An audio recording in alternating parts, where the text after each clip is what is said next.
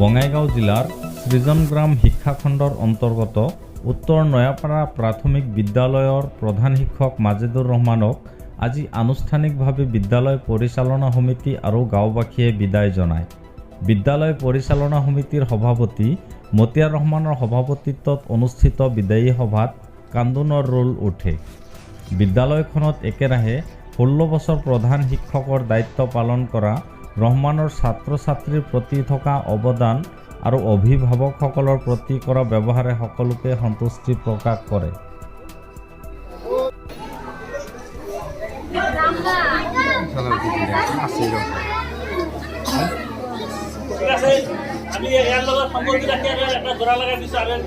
বহুত কথা কৈছো, মোক দূৰত নাৰাখে, সেইটো কাৰণে মই তাৰকা অনুৰোধ কৰিছো।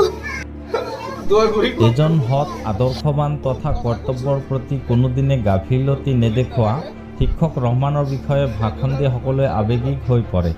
বিদ্যালয়ৰ কণ কণ ছাত্ৰ ছাত্ৰীসকলে অৱসৰপ্ৰাপ্ত শিক্ষক মাজেদুৰ ৰহমানক ফুলাম গামোচাৰে সম্বৰ্ধনা জনোৱাৰ লগতে ভৰি চুই আশীৰ্বাদ লয়।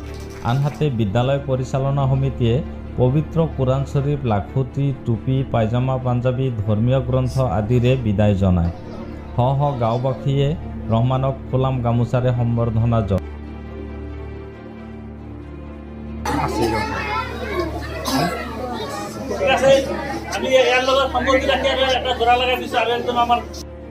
কুকিলাৰ পৰা চুলতান আহমেদৰ এক বিশেষ প্ৰতিবেদন RK ৱাইল্ড লাইফ।